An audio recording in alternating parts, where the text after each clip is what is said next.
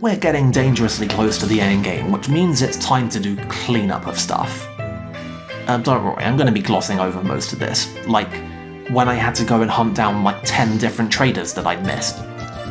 I included this one because it's the last one where we got the trophy. I would like to note that it's really annoying that every time a trader updates their available deals, it counts as a different trader for the purposes of that trophy. So even if you have actually been good about going around and talking to everybody, you might have to do them again. Surprise!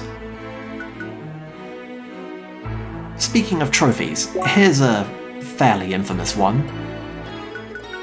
There is a trophy for engaging with our old friend, the Bergen Cave Trials, with both the extra frosty and the no guarding modifiers on, and doing it in time mode inside a minute 45. It is, frankly, an atrocious thing to ask of a player to accomplish. So naturally I did it, because there is something wrong with my brain. Once again, I will not reveal the actual number of takes that were required to do this, but we'll just leave it at a lot. It was a lot. That's all you need to know. It was a lot. It was too many. I mean, frankly, I think more than one take at this was already too many, so... Yeah. This is a...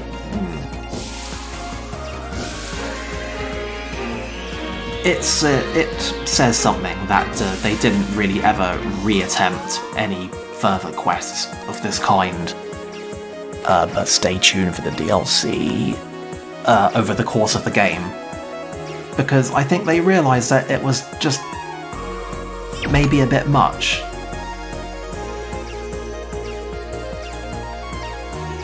And I can see what they're going for, I can see like why they would have this. Generally, I can see what they're intending to test you on, but don't like it. Don't like it at all. But I got the trophy, so we never have to do it again.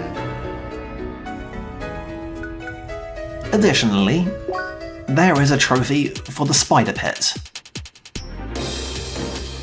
To get this trophy, we have to survive 5 minutes into endless mode while playing solo. Naturally, like with the other challenges, the first couple of minutes of this are not really that interesting or that challenging, because the scaling hasn't really caught up with it yet. I don't know why they bother. Once again, they should have just started you 2 minutes in. I don't get why they bothered with this. Anyway, endless mode is actually interesting because once the scaling ticks up high enough, they start introducing both kinds of spiders into the mix, so you do actually have to vary up your strategy a bit in order to make this work.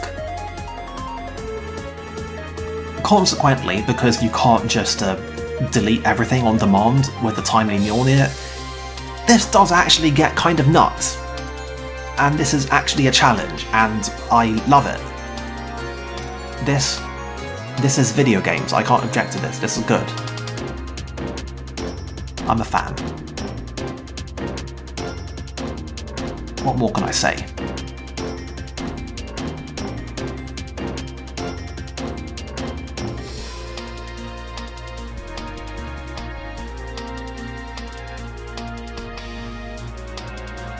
So what'd you say, it was 5 minutes? Was the cutoff? Yep. Okay. Yep. I'm just doing this to show that I can. And also to demonstrate that the scaling does not stop. Also, developers, please fix the high score system. I'm begging you. Fortunately, the trophy works.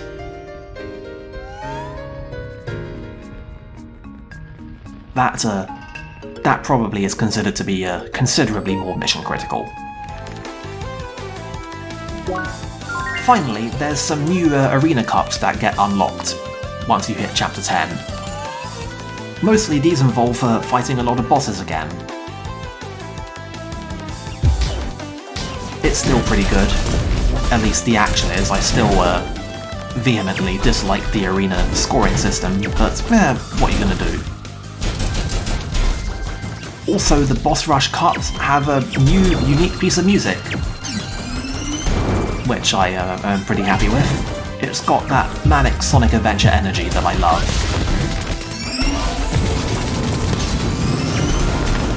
Also, it's just a lot of fun to come back to these early bosses and fight them with the high-level techs again. Especially when you find stuff like what happens when you try to use Mjolnir on enemies that are bolted in place. Namely, nothing not irritating. Also, it is still extremely bad to allow Bilston to eat sandwiches. That was like almost an entire half of its health that he regenerated there.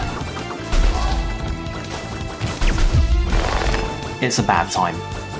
Naturally, this eats an enormous amount out of your score as well, if you let him heal.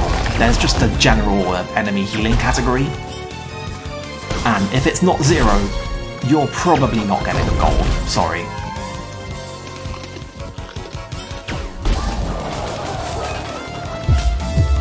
I do not believe that the pitfalls of the scoring system require further explanation at this point.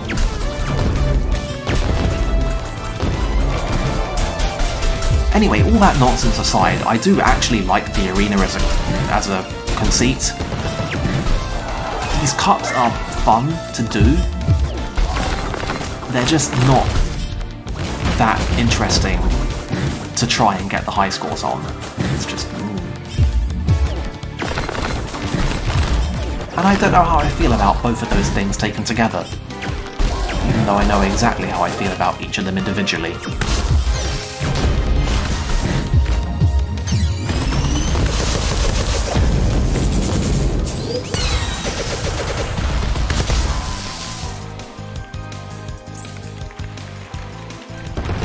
So yeah, how'd we do?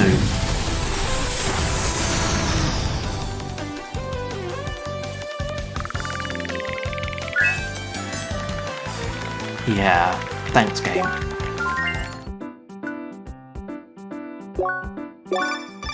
Anyway, remember the one slightly interesting thing that like 5 different people kept on telling us about? Here it is again, in case you've forgotten. The game would really, really, really like you to know that Beowulf is currently visiting his friend in Rhombus Square.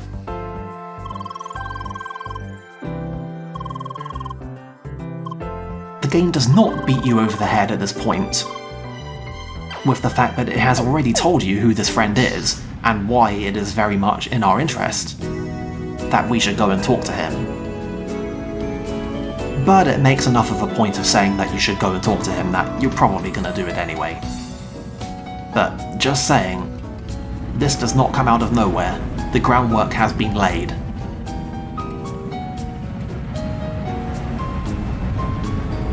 Although I will say that they're not given a floating pop-up, you have to actually recognise them.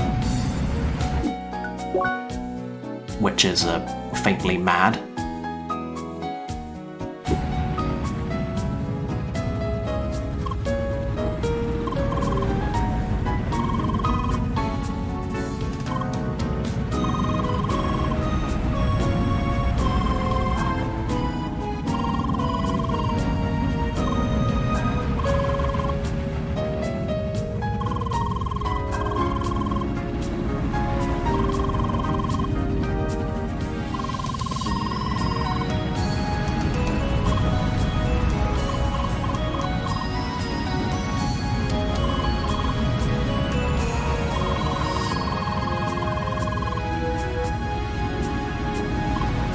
I don't know if we really want to contact support on this particular issue.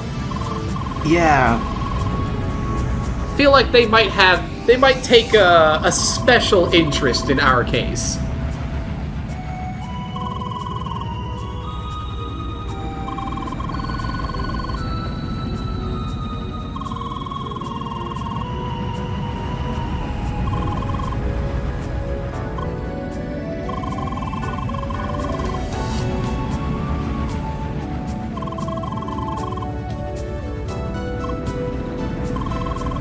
Now, I don't know, man. There's innovation, and there's like, what if our NPCs were literally alive and possibly had human rights? I feel like there might be such a thing as too much innovation in a sector. Yeah, I was gonna say, I think maybe it's a good idea that they've toned down R&D a little bit.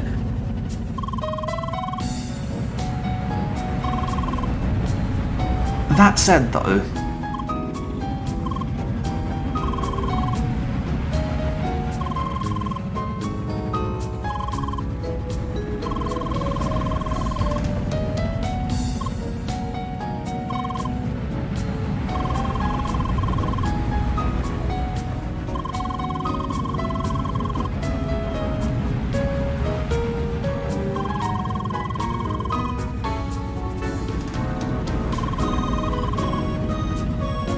I'm pretty sure this is once again just a little bit of creative license, but I find it absurd that this guy would have not found out immediately when one of their senior developers starts contacting management and says like, hey, I've invented strong AI. That seems like the kind of thing that should get his attention. Yeah! Oh well. Yeah, no, that's not the sort of thing that you're just like, oh, did you now? That's more of a, yeah. I don't think so, Yeah, friend. let me come over there and bring the lawyers. Oh well. Better late than never, right?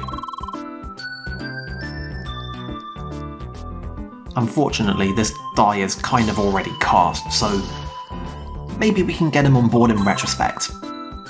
Something forgiveness and permission.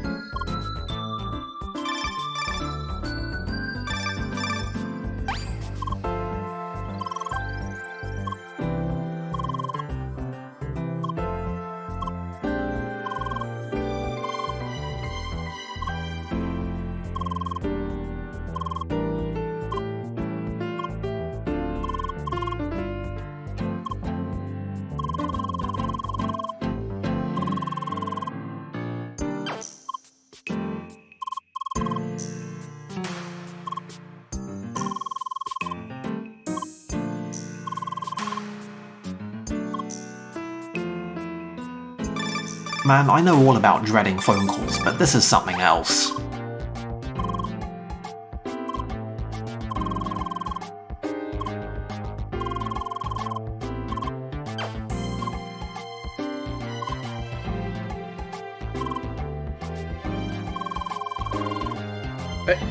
Yeah, Sergey, that's the problem. The problem was that we weren't asserting ourselves enough. Look, just pick up that phone and just immediately scream Leah, you know, like that. It's fine, you got this.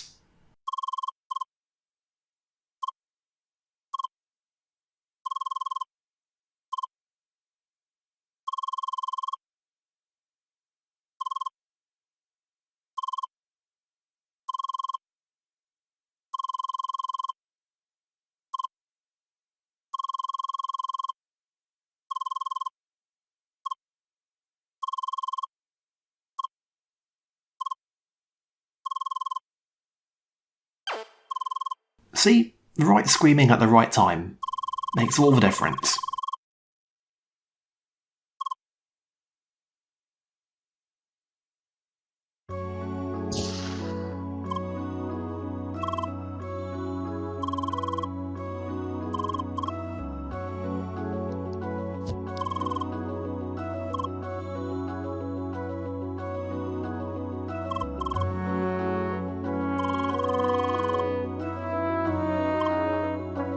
Also, you couldn't have written that thing down, Sergey.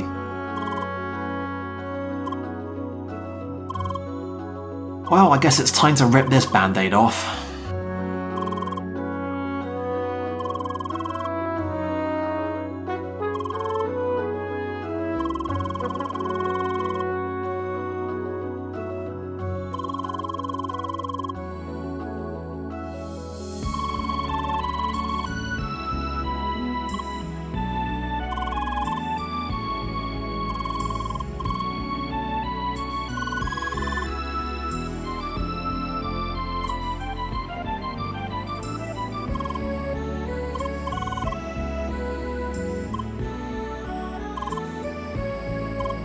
Oh man, we broke him.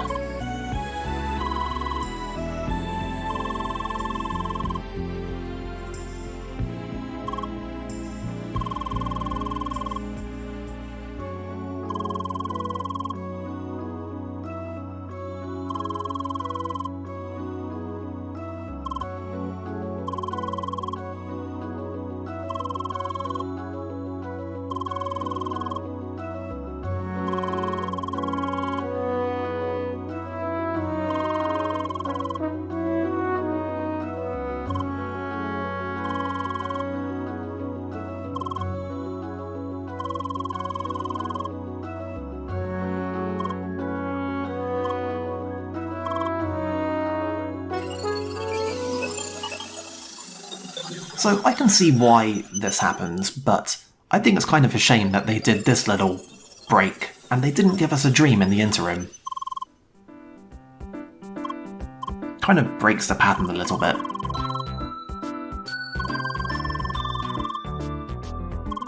Especially given that they never actually clarify exactly how much time has passed.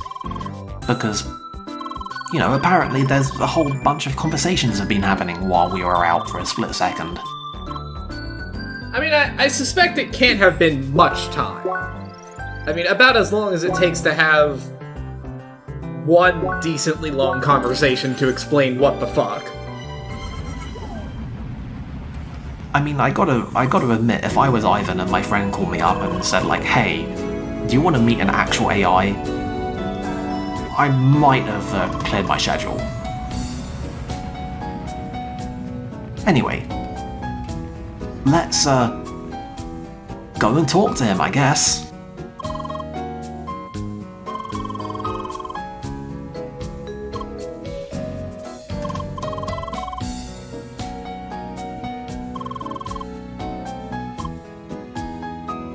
That's right, everyone. It's time to take a Turing test.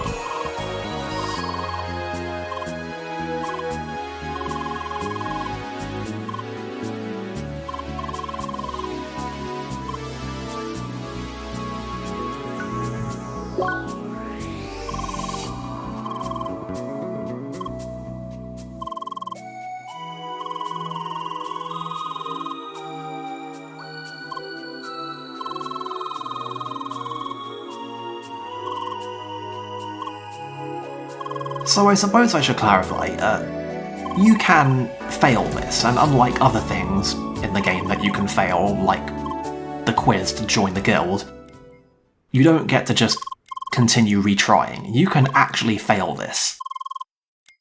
And this has an implication, which I am going to get around to explaining at some point. But suffice to say that there's not actually a very good reason for me to show failing this. But we absolutely will see what happens as a result of failing. But canonically we're going to succeed.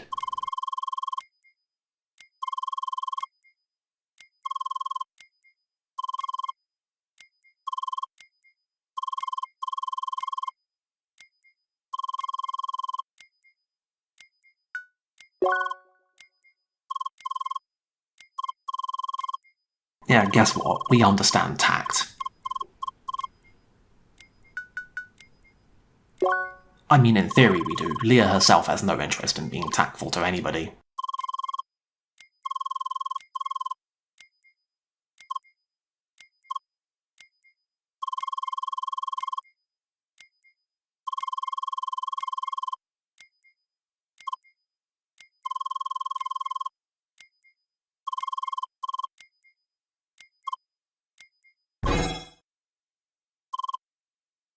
So here's a brief anecdote about foreshadowing.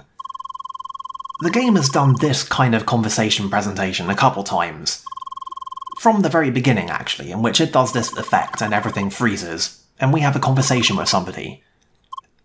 And most players are probably going to be like, hang on, what's going on? And then just kind of forget about it over time. But actually the whole thing is basically just a giant piece of foreshadowing that Lear is capable of receiving long, detailed messages instantaneously. And that they're pre-recorded. Cannot stress enough that they are pre-recorded, and that is why every time Lear has a piece of dialogue during one of these, the game disregards your button presses and just immediately advances everything. Because detail.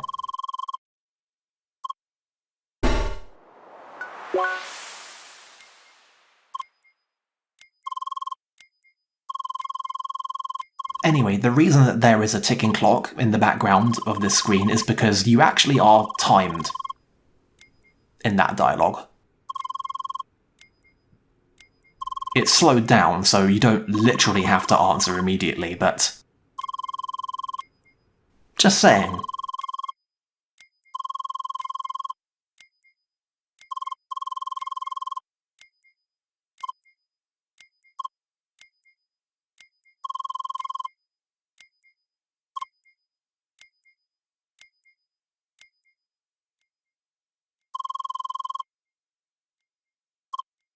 Anyway, Ivan, like everybody else, is immediately brought around by seeing Lear's smug face.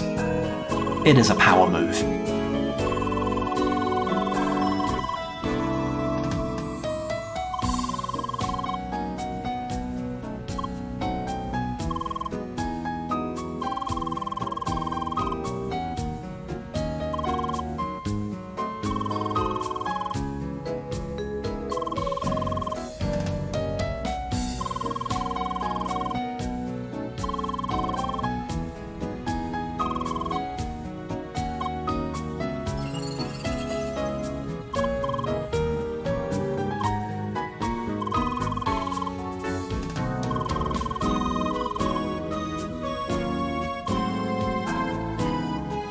So yeah, this seems like a good thing to have done. Seems like it set things something resembling in order. Probably gonna be happy that we did this. I mean, yeah, what could possibly go wrong with having now alerted Instantainment to the fact that, oh yeah, by the way, the whole Evotar thing has been continuing for the last X years? And, can we, like, do it again? Is that legit? I'm sure nothing could go wrong with that situation. There's something to be said for getting the right people on board first. I think they did make a point of implying that Ivan has been distant from decision-making for a while, and hasn't had a whole lot of input, mostly due to a lack of interest.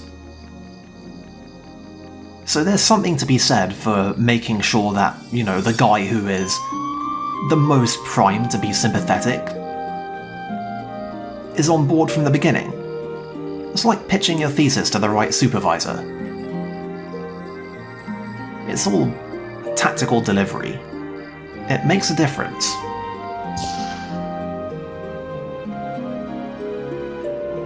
Anyway,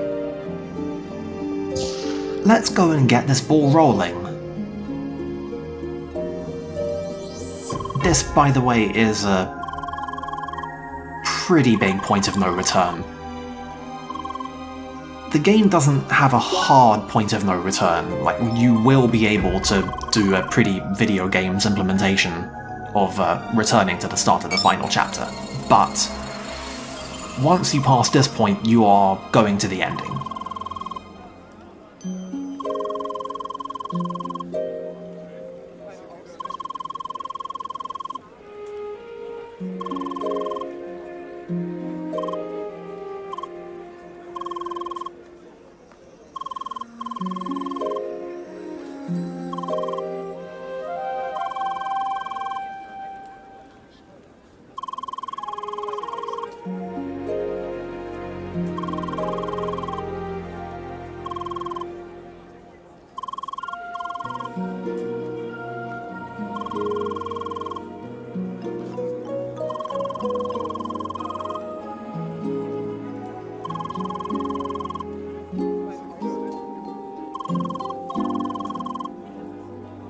not sure if an overflow is what this is, but then again I've dealt with enough software stuff to know that overflows have a habit of showing up in places where you don't expect to see overflows happening, which is what makes them so dangerous. It's like the Code Knight says, it's about having fun with very boring systems.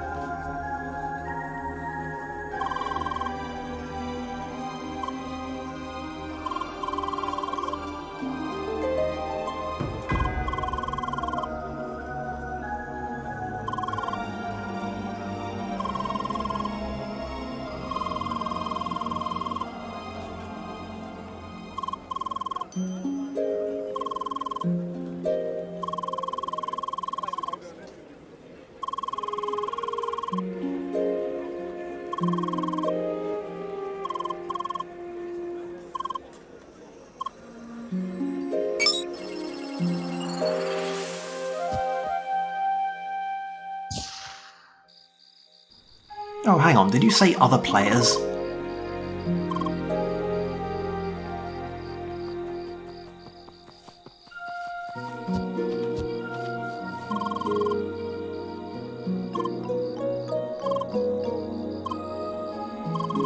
You know, there is a player that we haven't seen in quite a while.